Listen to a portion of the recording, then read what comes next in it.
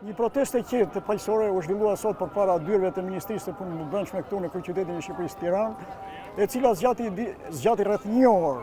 Qytetarët ju bën thirrje nëpërmjet rrjeteve sociale rreth ngjarjes që ndodhi përpara disa ditëve në Bregdetin shqiptar, ku një vajzë e vogël 7 vjeçare humbi jetën si pasojë e një aksidenti.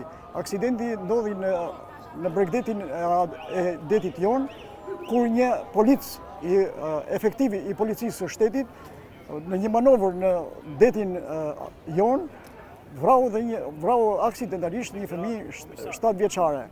Pra, ky efektivi i policisë së shtetit nxiti dhe këtë proteste e cila thirri qindra qytetarë që protestuan për disa orë këtu përpara Ministrisë së Punëve të Brendshme dhe qytetarët bën thirrje që Ministri i Brendshëm t'i japi dorëheqjen.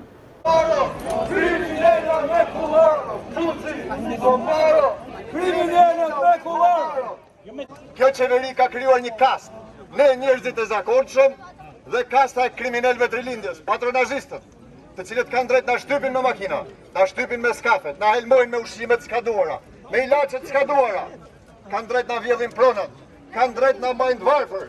Po ne ku jemi këtu? Kush janë këta?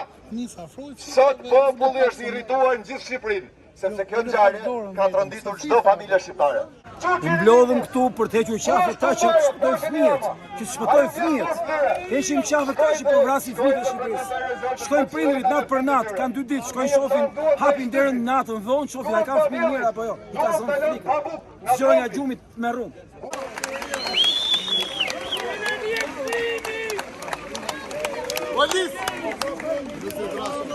Unë po vi këtu pasi kam bërë një vizitë tek familja e të ndjerës, i kam shprehur ngushëllimet dhe aty pata edhe rastin fatkeq që të shoh edhe Gledis Nanën, shefin e policisë i cili gjasme kishte ardhur për ngushëllim, pra kishte ardhur në fakt në vendin e krimit. Unë jam këtu sepse protestoj për atë që ndodh në Shqipëri, protestoj kundër kësaj qeverie e cila ka futur nën kontrollin e vet diktatorial të gjithë segmentet e shtetit, ka vënë policinë në shërbim të trafikut të drogës, të armëve, të gjithë organizatave kriminale të cilat veprojnë në Shqipëri. Ka marrë këtu sepse rasti Jonadës është në fakt jo i vetmi. Unë isha pash edhe për Klodi Rashën kur e vranë policia dhe i vendosen edhe armën tek koka. Unë protestoj sepse e di që në krye të shtetit shqiptar sot është një kriminal, një njeri i smur psiqikisht dhe një njeri me qëllime antikombëtare që ka për qëllim vetëm shpopullimin e Shqipërisë. Prishi një popull i shkollat, prishi kulturën, prishi teatrin, prishi drejtësinë, prishi qetësinë, vraje kur vi për pushime këtu dhe s'ke bërë gjë tjetër vetëm e ke hap rrugën e largimit nga ky vend. Dhe shpopullimi i Shqipërisë nuk është një rast sporadik dhe i parësyeshëm.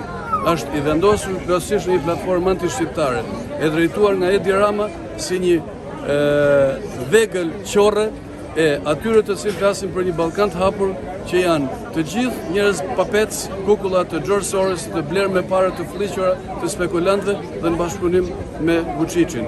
Sot në Parlamentin e Kosovës nuk kanë guxuar parlamentarët e Kosovës të flasin për vendosin e nënkryetarit të Parlamentit të Kosovës, i kriminal që është vrasës i 800 rasteve në Kosovë. Dhe ata flasin në terma të përgjithshëm, ngarkojnë me përgjithësi Evropën, kur nuk guxojnë thonë se në fakt vendosja atje njeriu atje është bërë në konsensus me Edi Ramën dhe me ata të cilët ndrojnë për një Ballkan të hapur i cili nuk do bëjë gjë tjetër veç se do ta çojë Shqipërinë në një Jugosllavi e tretë kohës së Titos. Faleminderit.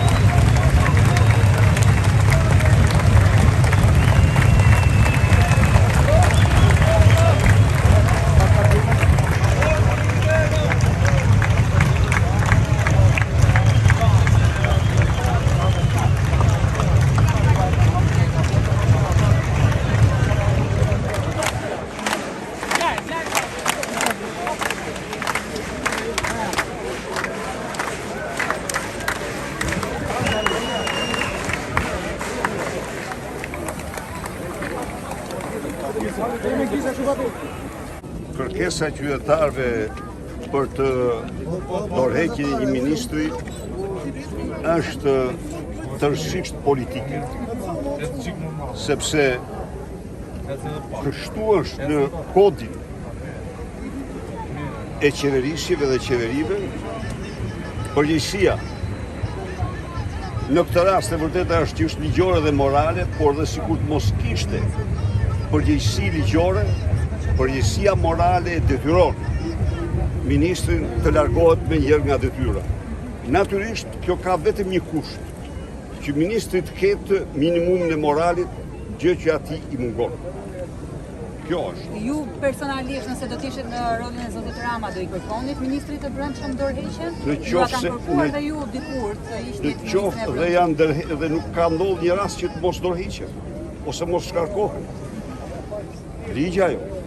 Është ligj kjo, nuk mund të jetë ndodhi një ngjarje nga më tragjike, një skafist i qeverisë në një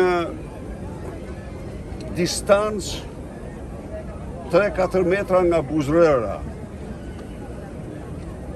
Vlau një fëmijë 7 vjeç me helikat e skafit të tij.